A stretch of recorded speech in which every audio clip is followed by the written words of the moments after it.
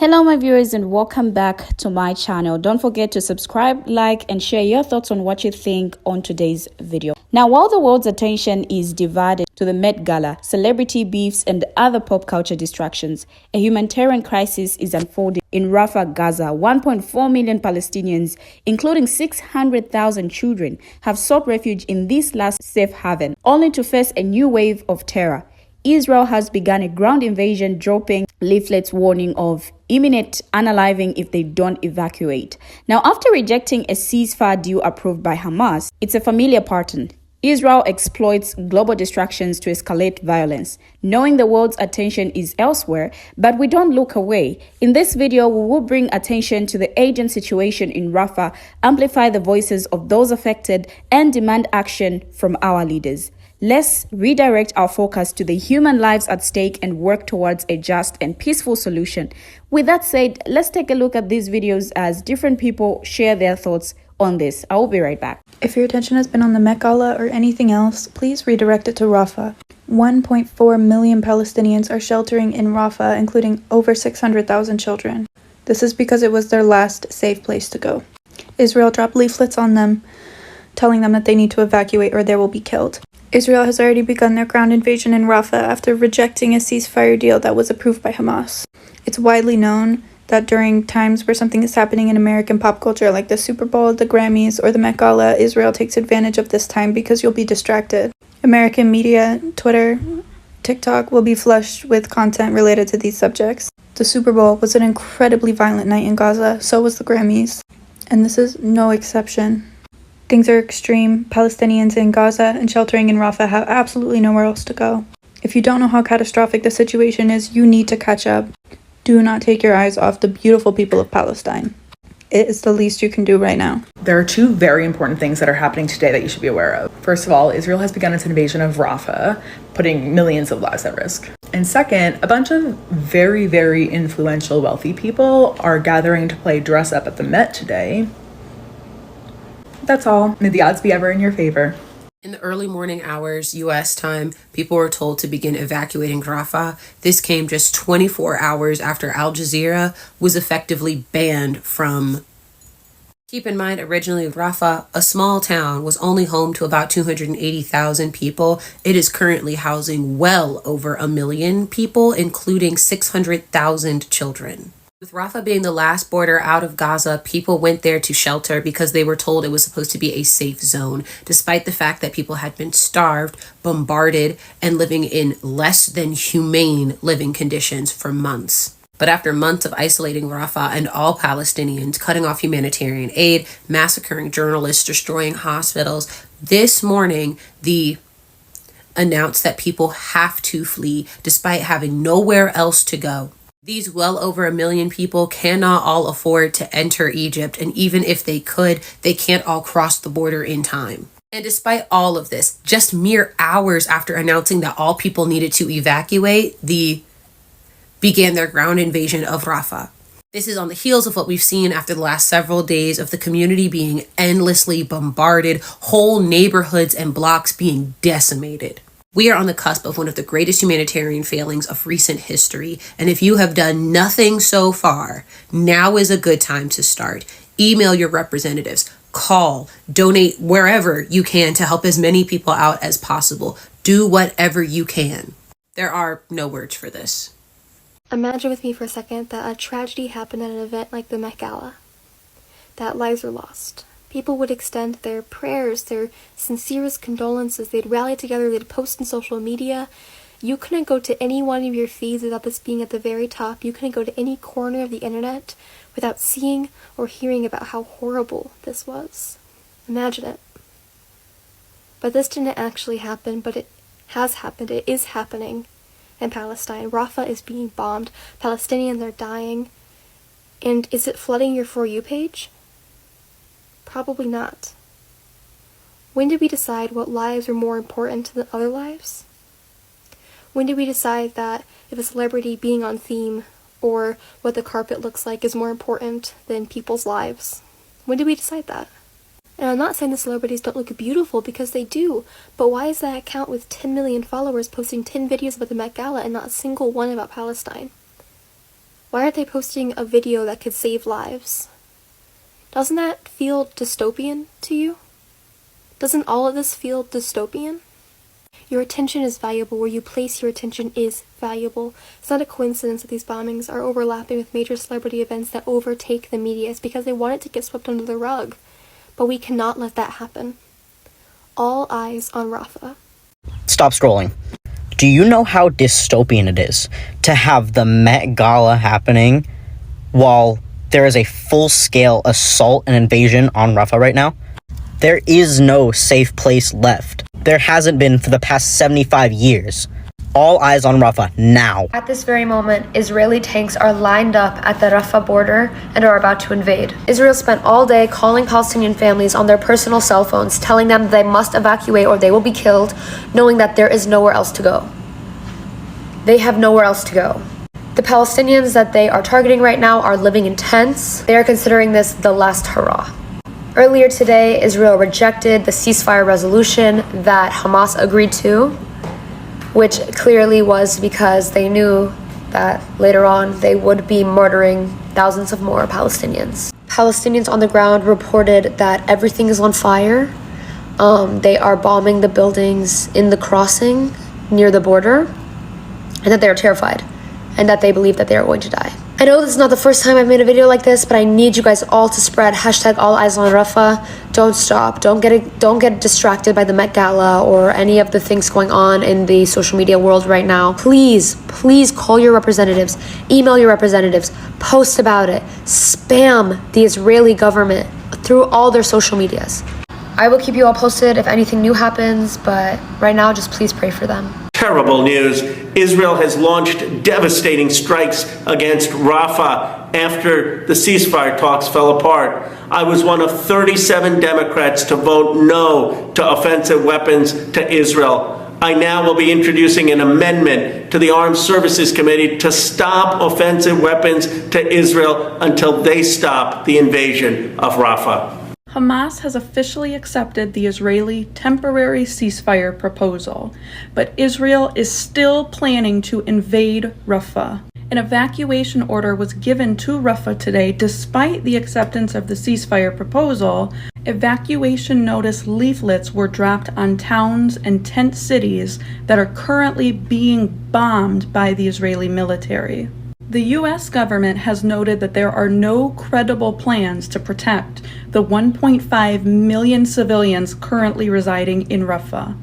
Aid organizations on the ground have also noted that there are no evacuation plans, and that organizations like UNRWA also do not plan to evacuate either. They plan to stay with the civilians to give them as much help as they possibly can during this invasion. What is interesting to note, however, is that the Egyptian government has had conversations with the Sinai tribes about the potential influx of Palestinians coming into the Sinai desert following a potential invasion. They are telling the tribes to expect about 50,000 to 250,000 Palestinians as permanent refugees. Now, it is unclear if the Egyptian government is acting of its own volition or if they are working directly with the Israeli government on this initiative. But what we can say for sure is that if Palestinians are not killed in Rafah, they will be permanently displaced from their homes despite this ceasefire agreement. I wanted to take some time to highlight the Gaza Evacuation Fund auction and what's been happening. There is a new update that has just come out from Lean and Satoria, two of the organizers of this amazing auction, as it relates to what's happening in Rafah. So if you're unaware, Israel has pretty much begun their ground invasion of Rafah, telling folks in eastern Rafah to evacuate to God knows where. By dropping leaflets and by tweeting. And so because of that, it's now more imperative than ever to get as many families as possible to their GoFundMe goals so that they can evacuate through the Rafah Egypt border, because if the ground invasion is to start, that border would be closed. That also means that there would be no aid entering into Gaza.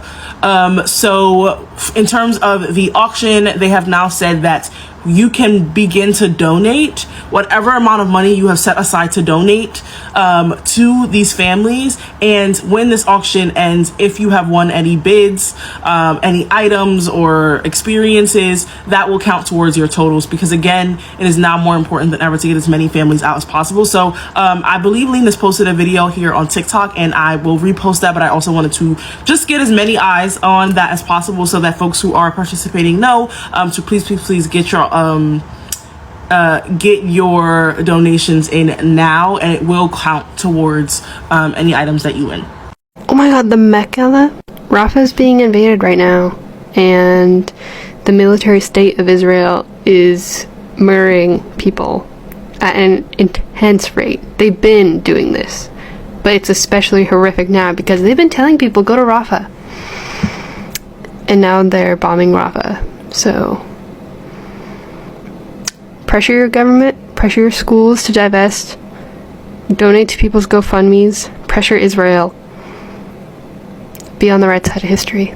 Since everyone's talking about the Met Gala, I thought this would be a good opportunity for me to talk about why I care about fashion so much. Did you know that in 1908, the suffragettes used color branding as a political statement in order to unite during their rallies, specifically with the colors green, purple, and white to represent loyalty, dignity, and hope? In fact, in London Hyde Park, hundreds of thousands of these women gathered, and all of them were wearing these colors in order to create a huge visual statement and a huge political demonstration. And the purpose of this demonstration was, of course, to fight for women's right to vote. Another example is the Black Panther Party. Did you know that one of the largest identifiers for the Black Panther Party was wearing berets? They used to wear these berets so they could instantly recognize each other and so they could have some form of unity between them. And if you don't already know, the Black Panther Party were very active in the 70s, and it was an organization that was created to fight against police brutality towards the African American community. But we can even link it more relevantly to the Met Gala, even at other events such as the MTV Music Video Awards. In 2005, Ryan Gosling was going to receive the award for Best Kiss, or something to do with The Notebook, and that movie was blowing up at the time, and he decided to wear a shirt that brought attention to the genocide that was going on in Sudan. And at the Golden Globes in 2018, when all of the women in Hollywood decided to coordinate a visual blackout with their outfits in wake of the Me Too movement. And I know not everyone is a fan of Alexandria Ocasio-Cortez, who is, of course, a U.S. Congresswoman. She decided to show up to the 2021 Met Gala with a dress that said tax the rich, which I thought was a pretty boss move. But yeah, that's why I love fashion. Fashion is much more than just how good do you look, how cinched is your body, how camera ready are you. It has such a rich history, and it's been used for amazing things. It's been used to create statements in times where people are usually looking for glitz and glamour. They're looking for a razzle dazzle moment.